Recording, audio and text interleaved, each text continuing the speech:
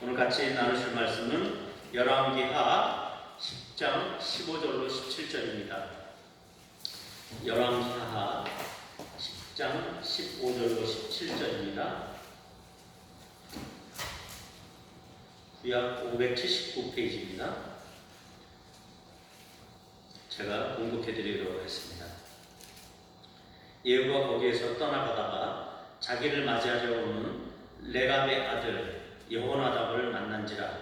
그의 안부를 묻고 그에게 이르되 내 마음이 네 마음을 향하여 진실함과 같이 네 마음도 진실하냐 하니 여호나답이 대답하되 그러하니이다. 이르되 그러면 나와 손을 잡자. 손을 잡으니 예후가 끌어 병거에 올리며 이르되 나와 함께 가서 여호와를 위한 나의 열심을 보라 하고 이에 자기 병거에 태우고 사마리아에 이르러 거기에 남아있는 바 아합에게 속한 자들을 죽여 진멸하였으니 여호와께서 엘리야에게 이르신 말씀과 같이 되었더라. 아멘. 우리 묵상집을 가지고 묵상하고 있는 분들에게는 이 구절이 생소하지 않을 텐데 뭐 설명을 하고 넘어가야 되겠죠? 우리 한준호 집사님 묵상집 요번에 사셨나요? 아니요. 아, 그러셨어요? 그럼 제가 설명하는 거 잘 이해가 안 되실 수도 있는데 어찌됐든 간단한 설명을 드리고 갈게요. 지금 이제 아합 왕조, 오므리 왕조의 그 아합 왕, 아주 이스라엘에서 가장 악한 왕. 그래서 이스라엘에게 바알이라고 하는 아주 가장 악한 우상 숭배를 이끌어왔던 이 아합 왕조가 오늘 비로소 마무리되고 막을 내리는 그런 과정이에요. 그래서 이스라엘이라고 그 아합 왕조의 별장군이 있었던 거기에서 이세벨을 그의 내시들이 창밖으로 던져서 죽게 하고 그 다음에 그 시체를 그 엘리야의 말처럼 다 개들이 잡아먹어가지고 두개골과 손과 다리밖에 안 남는 먹을 수 없는 그래서 살은 다 먹어버리는 그런 일들을 겪고 나서 그 다음에 이제 이스라엘에 있는 족속들을 통해서 고관들을 통해서 편지를 보내서 사마리아에 있는 사마리아 성 그러니까는 수도인 그 사마리아 성에 있는 70인의 그 아합의 아들들을 다 죽이게 하고 그들의 목을 베서 이스라엘로 보내게 한 다음에 이제 나머지 잔당들 그 다음에 사마리아 입성을 하면서 아합이 가고 있는 장면이에요. 다 여기까지 이해하시죠? 네. 그런 장면에서 지금 오늘 만난 사람이 누구냐면 레갑의 아들 여호나답이라고 하는 사람이에요. 그래서 이 사람은 그 요세푸스라고 하는 사람이 있어요. 그 사람은 뭐냐면 그러니까 1세기에 생존했던 사람인데 유대 전쟁사, 유대의 기록, 유대 역사서를 쓴 사람인데 이 역사가예요. 그 요세푸스의 기록에 의하면 이 여호나답이 예후의 친구였다. 긴밀한 관계였다 이렇게 증언을 하고 있거든요. 그것도 그럴 것이 오늘 이 말씀에서 보면은 내 마음이 네 마음을 향하여 진실함과 같이 내 마음도 진실하냐 이런 말씀은 다윗과 요나단이 했던 말과 비슷하잖아요. 그래서 서로 마음이 통하는 관계를 표현할 때 이런 표현을 하는데 그러면서 이 오늘 또 잠깐 주의해서 봐야 될 것이 뭐냐면 이 여호나답이 레갑의 아들 여호나답 자기를 맞으러 오는 레갑의 아들 여호나답을 만난지라 이렇게 했단 말이에요. 여호나답이 무슨 이유였는지 몰라도 예후를 만나러 가고 있었다라고 표현하고 있단 말이에요. 그것은 뭐냐면 예후가 이세벨, 그 악한 왕조의 그 끝판왕인 그 이세벨 왕비가 죽었다라는 소문을 듣고 또한 이 왕조가 새롭게 섰다라는 이야기를 듣고 또 친구인 이 예후를 쫓아서 올 수밖에 없었던 그런 어떤 상황이 된 거죠. 그런 그 마음의 흥분됨과 새 역사가 이루어지는 것 그리고 정의가 실천되어지고 이제 완전한 하나님의 공의가 실천되어지는구나 이런 생각으로 오게 된단 말이에요. 그럼에도 불구하고 오늘 여기에서 그렇게 이 북이스라엘 사회가 완전히 회복되지 않을 것이다라고 하는 하나의 문맥이 나오고 있어요. 그것이 하나의 어떤 곡선으로 깔리고 있는데 그 구절은 어떤 구절이냐면 이 예후의 한 말에서 볼 수가 있어요. 이르되 나와 함께 가서 여호와를 위한 나의 열심을 보라 하고 이제 자기가 드러나고 있어요 벌써. 그래서 여호와를 위해서 자기가 열심이다 이렇게 얘기를 하고 있는 거거든요. 이런 복선이 있다라는 것도 지금 이해를 하신 상태에서 오늘 이야기를 좀 풀어 나가보도록 하겠습니다. 그래서 예후가 이제 사마리아를 치러 나서는 과정에서 오늘 여호나답이라는 인물을 이제 그 자신의 병거에다가 동승시키죠. 그리고 예후는 그를 통해 자신의 혁명의 정당성을 인정받으려는 것을 배경으로 하고 있는 장면이에요. 그래서 무슨 의미냐면 자기가 이렇게 아합을 죽인 것이 하나님의 말씀이다 라고 하고 자기가 표현도 하고 있지만 이 여호나답이라는 이 인물을 통해서 자기가 하고 있는 일이 진짜 옳고 많은 사람들의 지지를 얻고자 하는 그런 내용도 담고 있다는 거예요. 왜냐하면 이 여호나답이라고 하는 인물은 그때 당시에 많은 사람들의 인정을 받고 있었을 것이다라고 보고 있는 것이죠. 왜 그러냐면 보도록 하겠습니다. 이 여호나답의 인정을 받는 이처럼 그 예후가 여호나답의 인정을 받는다는 것은 여호나답을 존경하고 따르는 많은 사람들의 그 지지를 얻고 싶었던 것이고, 그가 이제 새로운 왕으로서의 그 지지 기반을 견고히 할 수 있었기 때문인데, 이처럼 여호나답이라는 인물은 성경에 단 몇 구절만 등장하고 있거든요. 그럼에도 불구하고 당시 이스라엘과 유대 지역에 걸쳐서 아주 영향력 있는 그런 가문, 그러니까 레갑의 자손이라고 표현하고 있는데 그 레갑의 자손으로서 오늘 등장하고 있는 것을 보게 됩니다. 그래서 예후는 여호나답을 자기의 병거에 태우고 여호와에 대한 자기의 열심을 자랑하고 사람들에게 과시하는데 이 인물을 한편으로는 이용하고 있는 거예요. 이 광경을 잘 보셔야 되는 거죠. 그래서 오늘은 레갑 족속의 이 여호나답이라고 하는 한 인물과 그의 배경인 레갑 족속, 이들은 누구인가? 그 다음에 이 여호나답, 이 레갑 족속에 대한 평가, 그 후손들에 대한 그 평가, 그 다음에 성경적인 평가뿐만 아니라 역사적인 평가 등을 통해서 우리에게 하나님께서 가르쳐 주시고자 하는 것은 무엇인가? 이거를 좀 보려고 합니다.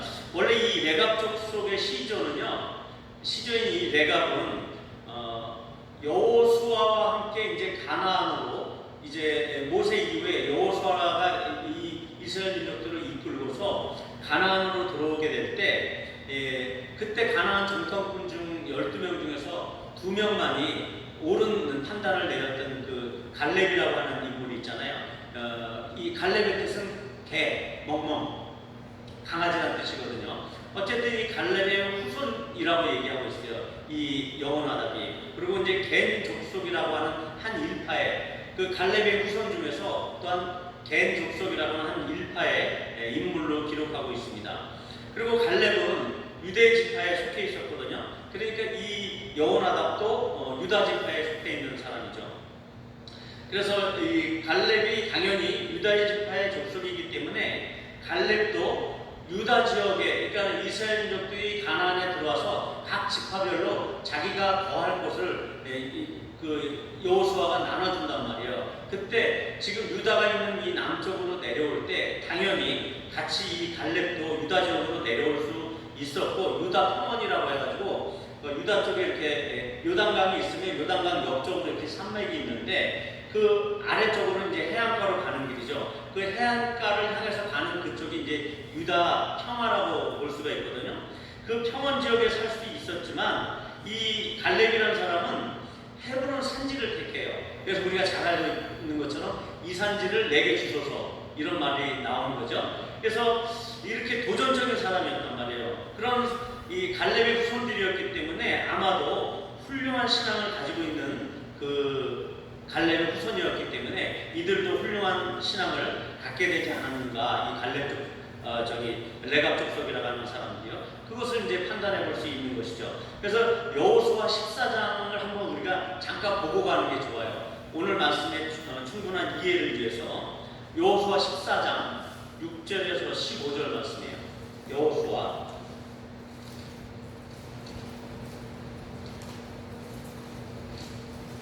14장 구약 341페이지네요. 6절에서 12절까지만 제가 볼게요. 자, 한번 읽어보겠습니다. 그때 유다 자손이 길갈에 있는 여호수아에게 나오고 그니스 사람 여분네의 아들 갈렙이 여호수아에게 말하되 여호와께서 가데스 바네아에서 나와 당신에게 대하여 하나님의 사람 모세에게 이르신 일을 당신이 아시는 바라. 내 나이 40세에 여호와의 종 모세가 가데스 바네아에서 나를 보내어 이 땅을 정탐하게 하였으므로 내가 성실한 마음으로 그에게 보고하였고 나와 함께 올라갔던 내 형제들은 백성의 간담을 놓게 하였으나 나는 내 하나님 여호와께 충성하였으므로. 그 다음에 그날에 모세가 맹세하여 이르되 내가 내 하나님 여호와께 충성하였음즉 네 발로 밟는 땅은 영원히 너와 네 자손의 기업이 되리라 하였나이다. 이제 보소서 여호와께서 이 말씀을 모세에게 이르신 때로부터 이스라엘이 광야에서 방황한 이 45년 동안을 여호와께서 말씀하신 대로 나를 생존하게 하셨나이다. 오늘 내가 85세로 돼 모세가 나를 보내던 날과 같이 오늘도 내가 여전히 강건하니 내 힘이 그때나 지금이나 같아서 싸움이나 출입을 감당할 수 있으니 그날에 여호와께서 말씀하신 이 산지를 지금 내게 주소서. 당신도 그날에 들으셨거니와 그곳에는 아낙 사람이 있고 그 성읍들은 크고 견고할지라도 여호와께서 나와 함께 하시면 내가 여호와께서 말씀하신 대로 그들을 쫓아내리이다 하니. 여기서 이 아낙 자손이라고 하는 사람들은 거인이에요. 2m가 넘는 거인이란 말이에요. 골리앗 아시잖아요. 골리앗처럼 그 2m가 넘는 그 아낙 자손. 아낙 자손 중에 한 왕은 그 철로 된 그 침대에서 잤었는데 그게 엄청나게 큰 그런 침대에서 자고 뭐 이런 얘기들이 나오는데 어쨌든 이 아낙 자손은 엄청나게 큰 거인들인데 이곳에 살고 있었단 말이에요. 이 헤브론 산지에. 그럼에도 불구하고 그의 나이가 85세예요. 그런데도 그 땅을 달라고 내가 여전히 강건하다. 그때나 지금이나 여전히 출입이 똑같다. 그만큼 힘이 있다. 이렇게 하면서 그 산지를 달라고 하는 흉성스러운 사람이에요. 그의 이름이 강아지라 그랬잖아요. 그런 강아지처럼 흉성된 강아지처럼 이렇게 하나님 앞에서 아주 충성된 모습을 보이고 있는 것이 바로 이 갈렙이라고 하는 사람인데 그의 후손이란 말이죠. 그리고 갈렙은 이스라엘 민족의 신앙에 도전을 주었던 사람이고 이처럼 신앙을 격려했던 인물로서 비춰지고 있기 때문에 그의 자손들 역시 이런 훌륭한 족속이 나오는 것이지 않는가 이렇게 생각해보고 있는 것입니다. 여러분도 여러분의 그 귀한 신앙이 이처럼 훌륭한 유산으로 여러분 후대까지 그대로 전달되기를 축원을 드립니다. 그래서 이 레갑이라고 하는 그 족속, 레갑의 뜻은 약대를 타는 자 이렇게 번역이 되는데 유목민의 이름이죠. 약대를 타는 자. 그러면 사막을 횡단하거나 뭔가 광야를 다닐 때 이제 약대를 타잖아요. 그런 것처럼 있던 유목민의 이름이다라고 하는 것을 보여주고 있는 것이죠. 그도 그럴 것이 이 역대상 2장 55절 뭐 그건 안 봐도 되고요. 겐족속에 대해서 나와 있는 건데 이들이 이제 가나안 족속에 들어오고 나서 가나안 남쪽 유다 족속에 있는 그 평야 지역에 머물게 된단 말이죠. 그 평야 지역이라고 하는 것은 일단 뭐라고 하냐면 와디 지역이라고 하는데 이 산맥이 있으면 비가 오게 되면 이 평야 지역으로 흘러내리지 않겠어요? 근데 이 와디 지역은 평소에는 아주 건조한 지역이에요. 왜냐하면 비가 와도 금세 빠져버리잖아요. 그런데 비가 오게 되면 아주 그 물이 흥건한 지역이거든요. 그러니까 어느 정도 물이 있다라는 거고 우물을 파면 물이 나온다라는 그런 지역이란 말이에요. 그러니까는 평야로서 어떤 농사를 짓기에 합당한 지역이 있는데 이들이 그 유다 평야 지역에 정착했어요. 그 다음에 그 지역은 농경을 주로 하는 지역이란 말이에요. 와디 지역이기 때문에. 그래서 물이 어느 정도는 공급이 되는 지역이었기 때문에 그들은 거기서 농업을 생업을 할 수가 있었어요. 그럼에도 불구하고 이들은 농업을 배격해요. 농사를 안 짓겠다 그래요. 그리고 그들이 스스로 집을 짓지 않고 텐트 생활을 하겠다 그래요. 장막에서 살겠다고 해요. 왜 그렇겠어요? 한번 이유를 보자고요. 그리고 그곳에 거주하던 그들이 그 예레미야서에 그 등장하는거든요. 이 레갑 족속에 대한 이야기가 이 여호나답에 대한 이야기가 예레미야서라고 하는 곳에 등장을 해요. 예레미야 35장이거든요.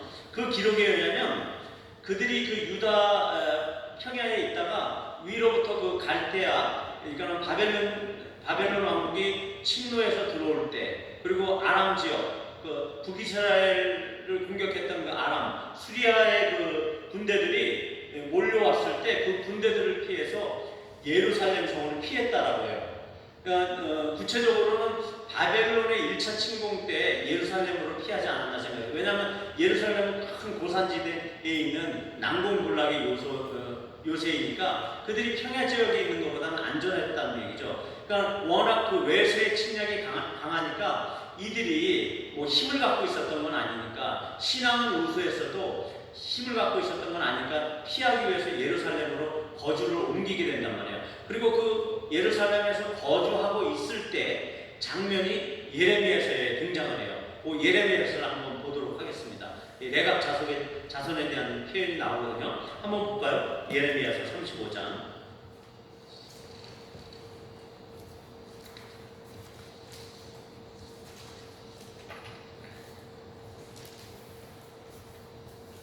(35장을) 한번 19절밖에 안 되니까 제가 한번 읽어보는데요. 좀 아까 11절 먼저 보도록 할게요. 예레미야 35장 11절.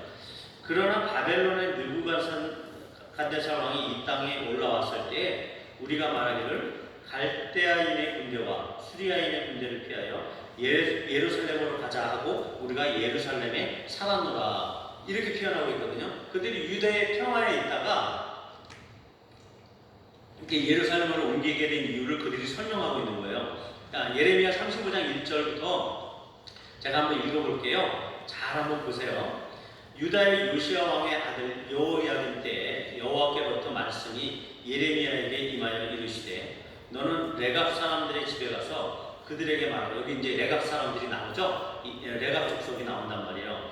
그들에게 말하고 그들을 여호와의 집 한 방으로 데려다가, 여호와의 집은 성전이에요. 성전에 방이 여럿이 있는데 그 중에 한 방으로 데려가요. 그리고 나서 포도주를 마시게 하라 하시니라.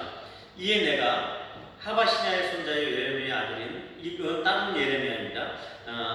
야하샤나와 그의 형제와 또 그의 모든 아들과 모든 내각 사람들을 데리고 왔단 말이에요. 여호와 집에 이르러 익다랴의 아들 하나님의 사람 하나님의 아들들의 방에 들였는데 그 방은 고관들의 방 곁이요 문을 지키는 살롬의 아들 마아샤의 방 위더라. 정확한 방의 위치를 얘기하고 있는 거예요. 내가 레갑 사람들의 후손들 앞에 포도주가 가득한 종지와 또한 술잔을 놓고 마시라 권하매 그들이 이르되, 여기서부터 중요합니다. 우리는 포도주를 마시지 아니하겠노라. 레갑의 아들 우리 선조 요나답이, 이 요나답이 바로 아까 말한 여호나답이라고 보는 견해들이 대부분의 견해입니다. 그래서 이 여호나답이 우리에게 명령하여 이르기를 너희와 너희 자손은 영원히 포도주를 마시지 말며 너희가 집도 짓지 말며 파종도 하지 말며 포도원을 소유하지도 말고 너희는 평생 동안 장막에 살아라. 그리하면 너희가 머물러 사는 땅에서 너희 생명이 길리라 하였으므로, 우리가 레갑의 아들 우리 선조 요나답이 우리에게 명령한 모든 말을 순종하여 우리와 우리 아내와 자녀가 평생 동안 포도주를 마시지 아니하며 살집도 지지 아니하며 포도원이나 밭이나 종자도 가지지 아니하고 장막에 살면서 우리 선조 요나답이 우리에게 명령한 대로 다 지켜 행하였노라. 그리고 이제 예루살렘에 와서 살게 됐다는 설명을 하고 12절. 그때 여호와의 말씀이 예레미야에게 임하여 이르시되, 하나님의 말씀이 이들을 향하여 임합니다. 만군의 여호와 이스라엘 하나님께서 이와 같이 말씀하시니라. 너는 가서 유다 사람들과 예루살렘 주민에게 이르기를 너희가 내 말을 들으며 교훈을 받지 아니하겠느냐.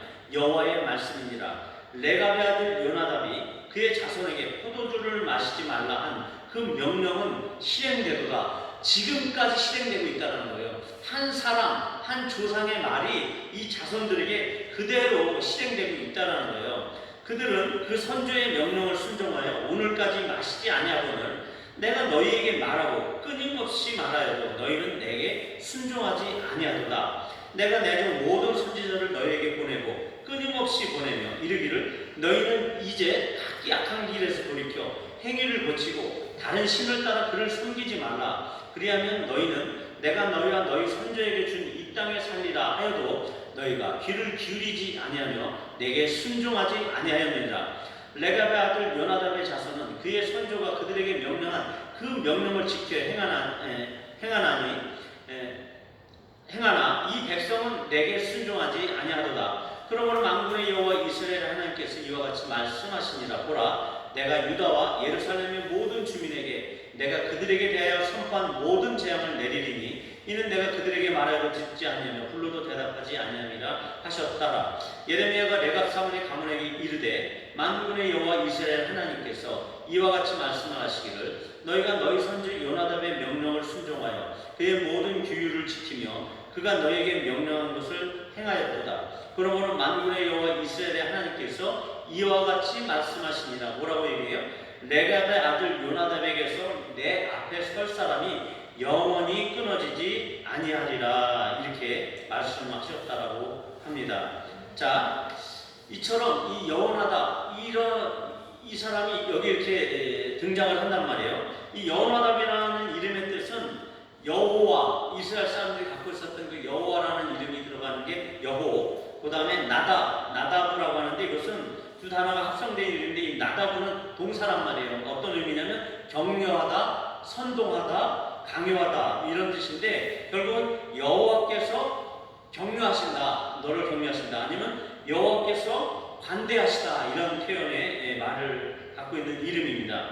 그리고 구약의 사람들의 그 이름 중에서 이 나답이라고 하는 말이 들어간 사람들은 사회적으로 중요한 위치에 있는 사람들에게 이 나답이라는 말을 썼다는 거예요. 여호와께서 격려하다 이런 말을 썼던 사람들은 사회적으로 높은 위치에 있던 사람들이라고 얘기를 하고 있습니다. 아론의 아내가 되는 사람도 바로 그 아버지가 암미나답이라고 가지고 그의 딸이 아론의 그 대제사장, 첫 번째 대제사장 아론의 아내가 된단 말이에요. 그리고 여로보암, 이스라엘의 그 첫째 왕 여로보암 왕의 그 다음 두 번째 아들이, 첫째 아들이 나답이라는 말로 붙인단 말이에요. 이런 것처럼 나답이라고 하는 말은 그 사회적으로 좀 위치에 있는 사람들에게 붙이는 말이었단 말이죠. 이것처럼 이 여호나답이 그래도 지금 사회적으로 인정을 받는 것과 같은 그 뉘앙스를 풍기고 있는데 어쨌든 이들은 가나안 남쪽 유다 평원에 정착해서 살았고 그럼에도 불구하고 그들은 의도적으로 농업을 배격하는 생활을 취하게 됐다라고 아까 말씀드렸단 말이에요. 농업은 이동을 하지 않아도 되는 목축보다는 나름대로 좀 편한 생업이잖아요.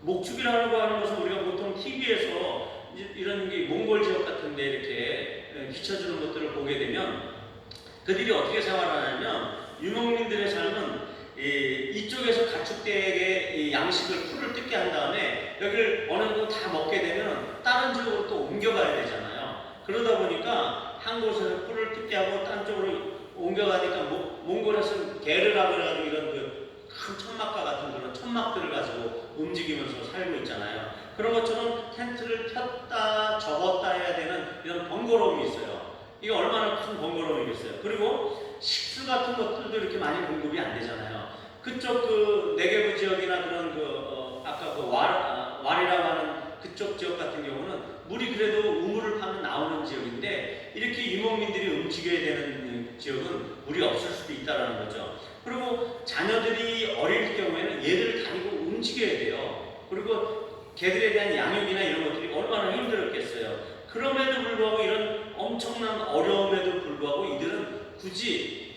농업을 선택하지 않고 이 유목 이렇게 텐트를 옮겨가면서 집을 짓지도 않고 이런 삶을 선택했단 말이에요. 그리고 그 선택을 강요했던 그것을 명령했던 사람이 바로 이 여호나답이란 말이죠.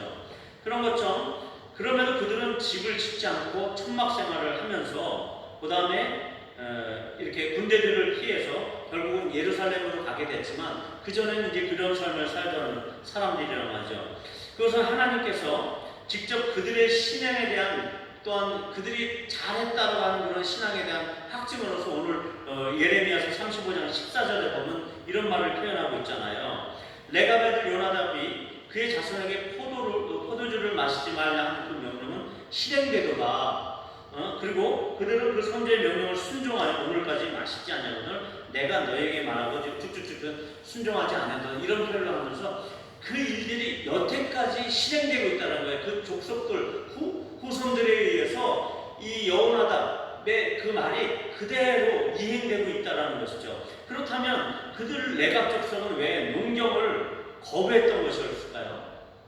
자, 오늘 이 예레미야에서 얘기해서 보면은 이 유다 족속 그렇게도 하나님께서 여러 번 선지자를 통해서 얘기했음에도 불구하고 듣지 않는 이 유다 족속과 딱 대비해가지고 레갑 족속이라는 한 인물들을 딱 등장을 시켜서 그들을 시험한단 말이에요. 그것도 성전 안에 한 방에 몰아놓고 아무도 보이지 않는 곳에서 포도주를 마시라고 한단 말이에요. 그들이 그걸 완고하게 거부를 해버리는 거거든요. 그러면서 이 유다 족속은 우상을 섬기고 그들의 그 사회의 전면적으로 하나님의 공의가 사라지고 소외되고 악한 그 약한 사람들을 향해서 악한 행위들이 지금 일어나고 있는 그 사회에 대비해서 레갑 족속은 어떻게 보면 겉행위로는 경건한 사람들로만 볼 수는 있거든요.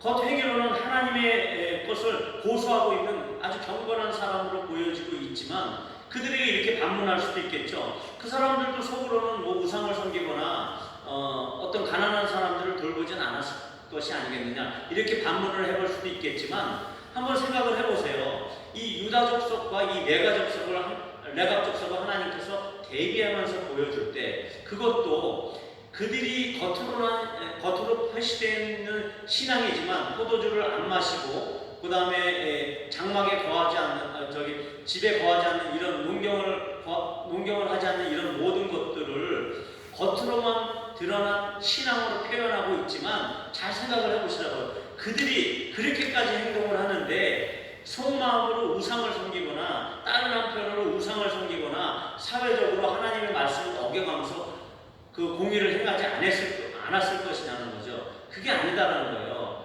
이들이 겉모습도 그렇지만 속마음도 하나님을 전심으로 따르고 또한 사회적으로도 이들이 연약선자를 돌볼 수 있었던 그런 사람들이기 때문에 이렇게 극명하게 대비적으로 보여주고 있다는 것이죠. 자, 그렇다면 이들이 왜 농경생활을 거부했던 것일까? 그것은 아마도 정착생활의 문화라고 하는 게 그들에게는 어떻게 보면 유약함, 그들을 약하게 만들 수 있다라고 하는 그런 것들을 예견하고 있었을 것인지도 모르겠습니다. 왜냐하면 농경생활이라고 하는 것이 그냥 씨만 뿌려두면 잘 풍성하게 잘 풍년에서는 아주 부유한 생활을 누릴 수가 있거든요. 그럼 풍요로운 삶을 통해서 그들의 삶의 그 어떤 편안함과 그 다음에 어떻게 보면 사치가 들어올 수도 있었던 것이고 그들의 삶에 들어오게 될 그런 사치들이나 풍요함들을 미리 차단하는 의미에서 이렇게 여호나답이 그것을 지혜롭게 자기의 후손들에게 이야기하고 있었던 것은 아닌지, 그래서 굳건했던 그들의 신앙이 이런 향락의 문화와 어떤 사치에 의해서 변모될 것을 미리 예견하고 있었던 것은 아닌지 우리가 생각을 해볼 수 있다는 것이죠. 그 농경 문화의 또한 뿌리는 하늘에서 비를 뿌려주고 풍요롭게 열매를 맺게 하는 그런 어떤 간절함이 있는데 그것 때문에 그 가나안 족속들의 바알 숭배 우상 사상과 그 아세라를 섬기는 사상들이 있어요. 아세라 우상 같은 경우는 가슴에 유방이 여러 개가 달려있단 말이에요. 이건 풍요를 상징하는 것인데 그런 것처럼 자연스럽게 그들 족속에게도 이런 농경 생활을 하다 보면은 그런 풍요와 비를 주는 것과 이런 신들에 대한 우상을 자연스럽게 섬기는 것들이 스며들지 않을까라고 하는 이런 지혜로운 요나답의 미리 선견적인 지식 때문에 그 자손들에게 철저한 교육을 했던 것으로 여겨지는 것이죠. 그리고 아무리 그들의 조상 요나답의 교육이 있었다라고 할지라도 그 후손들 스스로 그의 명령을 견고히 그렇게까지 잘 지킬 수 있었을 것인가 라고 하는 것에 의문이 있을 수 있는데 이것 또한 하나님의 은혜라는 겁니다. 왜냐하면 그의 후손들이 그렇게 명령을 지킬 수 있었던 것이 하나님을 향한 신앙에 있어서 신앙 결심을 굳건히 했던 그 요나답의 마음을 하나님이 보시고 그 후손들에게도 하나님 앞에 설 사람들이 끊이지 않을 것이라고 얘기했거든요. 오늘 예레미야서에서 그 약속을 하고 있잖아요. 그 약속들이 이미 이루어지고 있었던 것이에요. 그러니까 지금 이 예후 사건이 있었을 때가 대략 BC 920년경으로 보거든요. 그 다음에 지금 820년인가? 제가 적어왔는데 숫자에 약해서 아무튼 이따 보여드릴게요. 820년인가 그래요. 820년.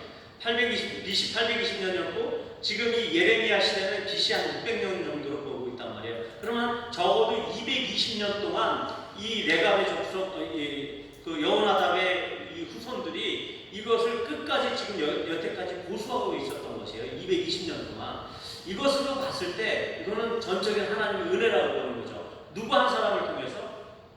여호나답 이 한 사람이 하나님을 향한 그 간절한 섬김과 후손들을 향한 이런 지혜로운 권고와 명령을 통해서 하나님의 이 올바른 태도를 보시고 이 사람의 자손에게 복을 주신 거예요. 그러니까 이들이 그 혼란한 시대 가운데서도 포도주를 마시지 아니하며 정말 그 자손의 그 선조의 그 한마디 말에도 끝까지 하나님의 말씀인 것처럼 붙들고 이렇게 지켜왔다는 것이죠. 이 테스트에서 이 후손들도 결국은 통과를 하게 되는 것을 오늘 이 예레미야서를 통해서 보게 되는 것입니다.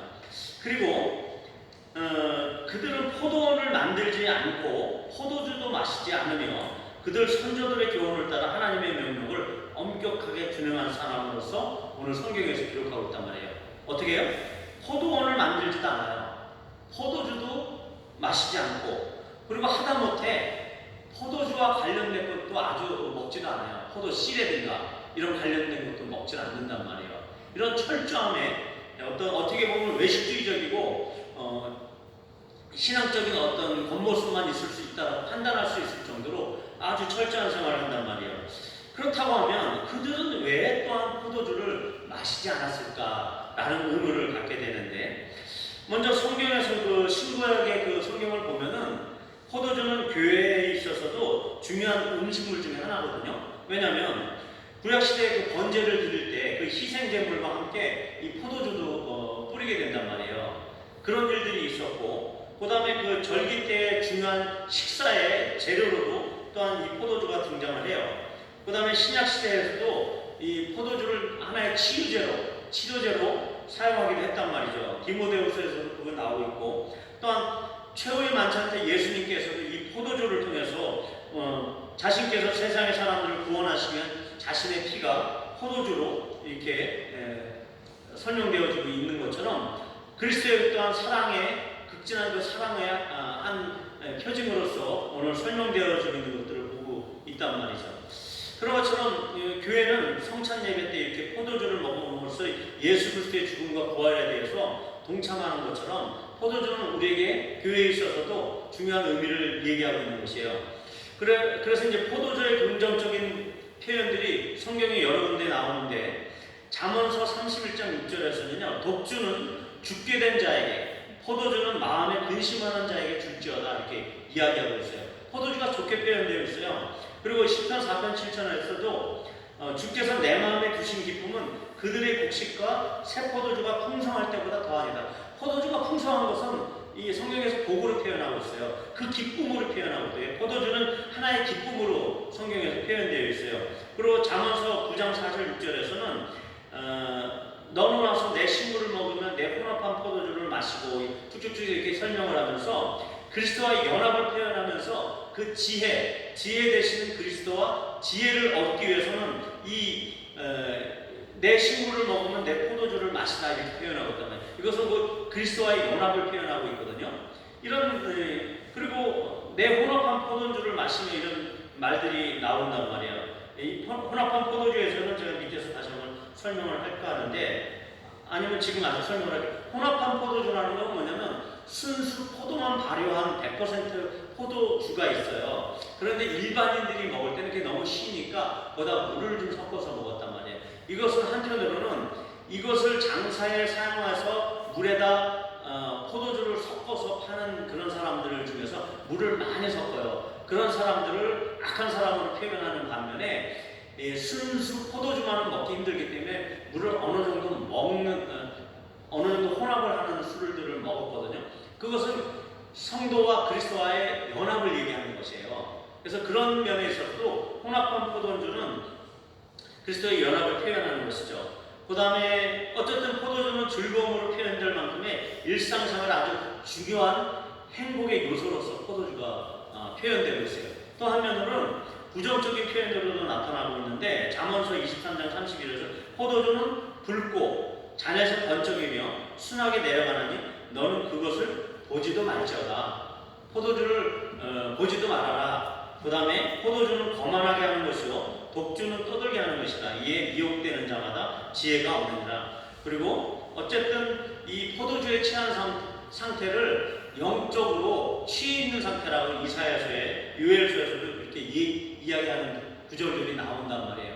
포도주에 취한 자들은 영적으로 취해 있는 상태를 표현하기도 한단 말이에요. 그래서 포도주는 이렇게 긍정적인 면으로만 사용되고 있는 것은 아니에요. 하지만 당시의 포도주는 그들의 약이에요. 어떻게 보면 일상생활의 양식이란 말이죠.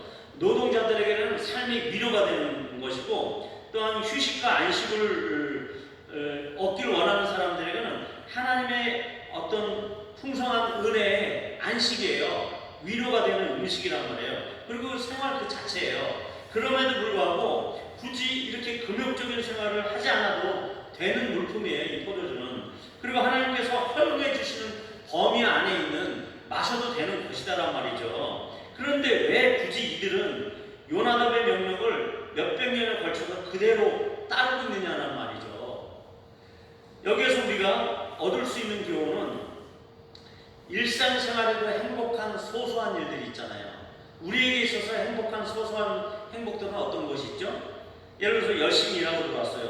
다 집에 왔는데 맛있는 먹을 게 있는 거야. 아내가 하면 행복이잖아요. 그리고 또 딱 밥 먹고 누웠는데 TV를 탁 켜니까 재밌는 영화가 나오는 거야. 오락 프로그램. 얼마나 행복해요. 또 이제 젊은 친구들 같은 경우는 이제 게임, 예? 카트라이더. 와, 카트라이더. 얼마나 재밌어요. 또 사랑하는 연인과 함께 카트라이더. 예. 또 어떤 목사님은 낚시를 엄청 좋아하시더라고요. 얼마나 스트레스 받겠어요, 목사님들도. 그러니까 낚시로 그걸 푸시는 분이 있더라고요. 이런 것처럼 일상에서의 소소한 행복들이 있잖아요. 우리가 취미생활이나 이런 것들이 하나님께서 막으시는 거 아니에요. 절대. 우리가 누릴 수 있죠. 그럼에도 불구하고 오늘 우리에게 주는 교훈은 우리의 이런 일상생활에 행복하고 소소한 것들조차도 멀리할 수 있어야 된다는 오늘 이 레갑 족속들 또 요나답의 족속들을 통해서 우리가 볼 수 있는 것입니다. 한편으로는 포도주와 독주를 금하는 사람들은 또한 성경에서는 나시린으로 표현하고 있어요. 나시린. 많이 들어보셨죠? 이 나시린들은 어떤 사람들이냐면 특히 삼손 같은 사람들이 나시린인데 이 삼손은 태어나면서부터 나시린이에요. 그래서 태어나면서부터 머리를 한 번도 안 깎았어요. 이 나시린들은 자기가 자원하고 서원해가지고 되는 사람들이에요. 원하지 않으면 안 해도 돼요. 중간에 나시린. 그리고 나시린의 그 정하는 기간이 있어요. 내가 언제서부터 언제까지 나시린으로 살겠습니다. 라고 하면은 그 기간이 끝나면 규례대로 제사의 형식을 따라서 제사를 지내고 나면 그때부터는 또 포도주를 마실 수가 있어요. 머리도 다시 자를 수도 있고. 그런데 나시린으로 이들이 자원해서 어떻게 표현하고 있냐면 성경에서는 특별한 서원이라고 얘기하고 있어요. 그래서 자기 몸을 구별하여 여호와께 드린다라고 표현하고 있어요. 본인 스스로가 구별하는 거야. 그래서 일상생활에 먹을 수 있는 이 포도주를 평생 동안 그 나시린 기간 동안은 안 먹는 거예요. 그리고 머리를 안 깎아요. 치렁치렁하게 기른단 말이에요. 누구나 봐도 저 사람 나시린이구나 이렇게 표현될 정도로. 여자도 마찬가지예요. 남자도 나시린이 될 수 있고 여자도 나시린이 될 수가 있어요. 이런 것처럼 나시린으로서 산다라는 것은 하나님 앞에서 뭔가 자기가 소원하는 일이 있을 때 이럴 때 나시린으로서 하나님께 드리는 표로서 그의 머리를 길게 하는 것 이런 것들로 얘기를 하고 있단 말이죠. 그리고 이 나시린으로서 부지 중에 부정한 것을 만지거나 부정한 시체를 만지거나 나시린들은 부정한 시체는 못 만져요. 시체는 부정한 것이기 때문에 실수로 자기가 누워서 자는데 누가 그 갑자기 있다가 쓰러져서 자기 몸에 부딪혀서 죽었어. 뭐 뇌경색으로 어떤 사람이 쓰러져 죽었어요. 나신이 자고 있는데. 그러면 그 사람은 시체랑 부딪히게 된 거잖아요. 그러니까 부정하게 됐잖아요. 그러면 어떻게 되냐면 그때 다시 머리를 밀어버려요. 그때까지 길었던 머리를 다시 밀어버려요. 그리고 나서 그때부터 다시 그 기간이 끝날 때까지 다시 나시기로 다시 머리를 기르기 시작하거든요. 참 웃기죠, 규정이. 자, 어찌됐든 날이 찰 때까지는 그의 몸을 더럽히거나 그렇게 되면 그것은 지난 기간은 무효예요. 다시 시작을 해야 돼. 이런 것처럼 이건 뭐냐면 하나님께 자신을 헌신한다라고 하는 것은 이처럼 치밀한 거라는 거죠. 예, 부정한 것이 우리에게 접할 수가 없다는 거예요. 이 나시린들이 포도주를 안 마셨단 말이에요. 이처럼 곧 서원한 나시린이 자기의 몸을 구별한 일로 말미암아 여호와께 헌물을 드림과 행할 법이며 이외에도 힘이 미치는 대로 하려니와 그가 서원한 대로 자기의 몸을 구별하는 법을 따라 할 것이다. 이렇게 구별하면서 자기의 힘껏 미치는 대로 자기의 힘이 닿는 대로 이렇게 하나님을 섬기는 방법이 바로 나시린의 규정이란 말이에요. 이 나시린들은 레위인이나 그 제사장들처럼 법적인 구속력이 있었던 건 아니에요. 그런데 자기가 헌신해가지고 내가 이걸 해야 되겠다 그러면 그때부터는 구속력이 생기는 거란 말이죠. 근데 이 내갑족속, 이 요나답의 후손들은 스스로 그것을 딱 구속력을 만들어 버렸어요. 그 구속력의 시조가 바로 이 요나답, 오늘 여호나답이란 말이에요. 그러니까 이제 자신들이 서원하여서 자신의 몸을 일정 기간 동안 구별하여 주님께 드리는데 이 사람들은 영원히 그 자손 대대로 그 아내뿐만이 아니라 그 자손 모든 족속이 다 그대로 행했단 말이죠. 이 대단한 사람이에요. 그러면 신약에서도 사도 바울 같은 사람이 그런 사람이잖아요. 자기 자신을 드려요. 그리고 갱그레아라고 하는 곳에서는 자기가 소원할 일이 있으니까 머리를 밀어버린단 말이에요. 이 사도 바울이. 이런 것처럼 이 유대 족속 안에는 자기가 스스로 소원해서 뭔가 하나님 앞에 뭔가 소원하고 자원하는 게 있다라고 하면 스스로 자기 자신을 구별해서 드리는 이런 일들. 그래서 자기를 일평생 주님의 도구로 사용하시도록 성결케 구별하고 이렇게 드리는 선교사나 어떤 교역자들처럼 그런 사람들이 있단 말이죠. 그런 분들이 이제 나시린이라고 현대의 나시린이라고 볼 수 있는 거죠. 이렇게 내각족속이 일상생활에서 다양하게 사용되는 일상의 평범하고 유용한 포도주를 금한다는 것은 그들이 비록 머리를 자르거나 이런 겉으로의 표현은 없어요. 하지만 하나님 앞에서 그들의 신앙의 순수성을 보존하고자 하는 자원하는 그런 마음에서 그 조상이 얘기했을지라도 그것을 자원하는 마음에서 행해주는 구별된 행위였다라는 것이죠. 이것은 그들 족속의 좋은 전통일 뿐만이 아니라 그들의 삶에 스며드는 정신적인 사치를 대격하려고 하는 그들의 하나님을 향한 어떤 신앙의 결단이란 말이에요. 정신적으로 포도주를 마신다. 그리고 영적으로 그들이 이미 어떤 문란한 상태, 또한 그 혼돈의 상태로 들어갈 수 있다는 것을 미리 차단하고 있다는 거예요. 영적으로, 정신적으로. 이렇게 자원해서 하나님 앞에 자기 자신들을 성결하게 유지하고 있다는 것이죠. 오늘 예레미야 35장 14절에서 지금도 하나님의 명령은 실행되도다 라고 하는 말씀이 오늘 우리 눈에 띄거든요. 이들의 어떻게 보면 쓸데없는 고집처럼 그 쓸모없는 고집과 같은 이런 신앙 태도, 겉모습만 보이는 것 같은 이런 신앙 태도가 여전히 이들에게 있어서는 이들에게 있어서뿐만이 아니라 하나님의 입장에서 봤을 때도 동일하게 그 명령이 실행되어 있다라고 판단하고 있단 말이에요. 그 명령이 지금도 실행되고 있다라고 하나님께서 선언하고 있는 것이에요. 그리고 다른 족속, 다른 사람들은 다 할 수 있는 그 평범한 것임에도 불구하고 이들은 할 수 있는 것이라고 할지라도 그것을 절제하며 조심하며 하나님의 명령이라고 그들이 부득불 이렇게 붙들고 있다란 말이에요. 그리고 과연 그렇다고 하면 이 부분에 대해서 사람들이 물어보겠죠. 그렇다면 그것이 과연 하나님의 명령이 맞습니까? 이렇게 얘기할 수도 있어요. 너희 선조가 얘기한 거 아니냐 이렇게 얘기할 수도 있는데 하지만 하나님의 말씀이 맞습니다. 그렇게 스스로 자기 신앙 양심을 지키는 것이 중요하다라고 하는 것을 오늘 보여주고 있는 것이고 아까 그 예레미야 35장 19절 맨 마지막에서도 내 앞에서 설 사람이 요나답으로부터 나오는 그 내 앞에 설 사람이 영원히 끊이지 않을 것이다라고 해서 하나님의 사람이 그 요나답을 통해서 계속 나올 것이다라고 하는 이 말을 통해서도 이들의 행위는 비록 여호나답이 얘기했지만 비록 그들의 그 선조가 얘기한 것이지만 이것은 하나님의 말씀이 맞다라는 것을 반증하고 있다는 것을 오늘 성경 말씀을 통해서 알 수 있는 것이죠.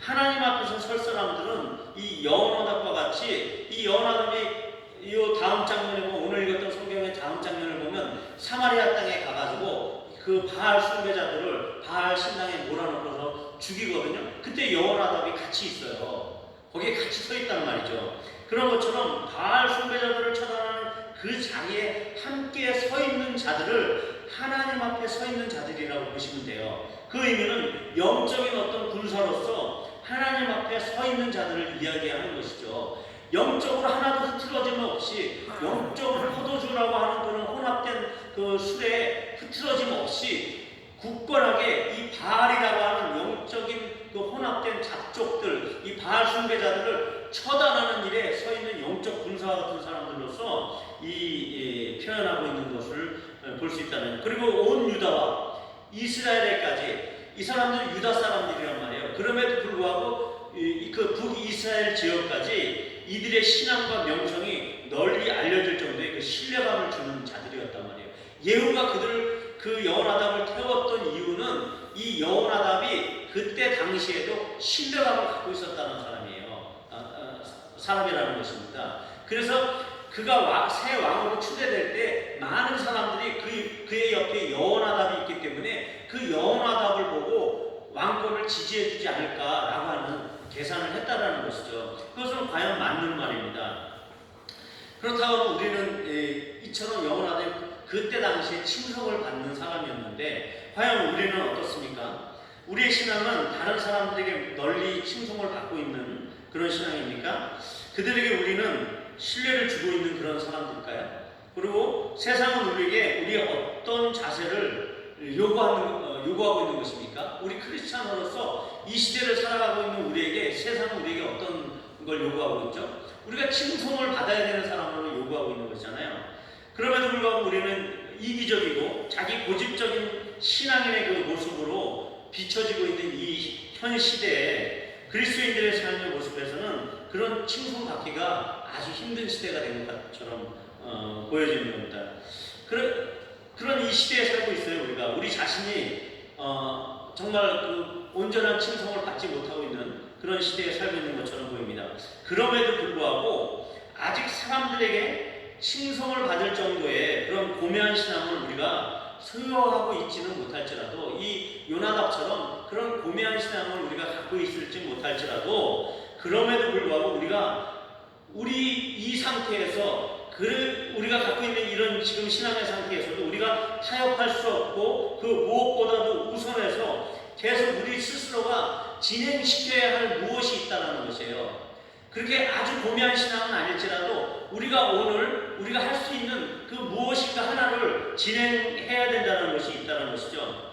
저는 이 레갑의 자손이 지켰던 것 같이 어떤 목축과 방랑생활과 또 포도주를 금하는 것과 같은 그런 행위로서의 어떤 신앙으로 그렇게 사는 것, 그런 삶이 있기 전에 우선 우리가 그렇게 칭송을 받는 삶 이전에 우선 우리가 하나님 앞에 서 있는 것부터 제대로 해야 된다는 생각이 든다는 거죠. 하나님 앞에 서 있는 것, 그것은 행위의 완전함으로 행한다는 것도 좋은 것이지만 더욱 하나님 앞에서 우리가 취해야 될 자세를 가지고 사는 것이 더 중요하다는 것이죠. 하나님 앞에서 어떤 자세를 고수하느냐, 이것도 더 우선 우리가 지켜야 될 어떤 우리의 자세라는 것이죠. 다시 말하면 하나님 앞에서의 올바른 신앙의 태도는 하나님을 온전하고 바르게 예배하는 것이라는 거예요. 먼저 하나님을 온전히 바르게 예배하는 것이라는 것이죠. 그 하나님 앞에 드리는 그 예배의 거룩성을 회복하는 것이라는 것이에요. 이 예배의 거룩성, 예배의 참됨과 예배의 중요성을 우리가 진실하게 깨닫고 우리가 먼저 예배가 완전히 거룩하게 회복이 될 때 그 다음에 칭송을 우리가 받을 수 있는 근거를 마련해 놓는 것이다라는 것이죠. 왜냐? 예배가 회복되지 아니한 상태에서의 우리의 선행이나 예배가 완전하게 우리에게 습관화되지 않고 이 거룩함이 우리 안에 정말 우리 내면의 깊이까지 스며들지 않고 그 하나님의 거룩함 가운데 우리가 늘 잠겨 있지 않으면 우리가 나가서 바깥에 나가서 모든 하는 행위나 선행이나 아름다움도 한계가 있어요. 어느 부분에서 우리의 내면에 있는 그런 더러운 것들이 튀어나오게 되고 아무리 선행을 쌓고 노력을 했어도 한순간에 그런 것들이 무너져 버릴 수가 있다는 것이거든요. 그렇다고 하면 그것은 다른 어떤 것과도 예배를 우선 타협하지 않는다는 것을 이야기하는 것입니다. 물론 이 말이 여러분에게 모든 예배, 모든 새벽 기도회까지 나와서 예배드리라는 것은 아닙니다. 늘 주님을 향한 그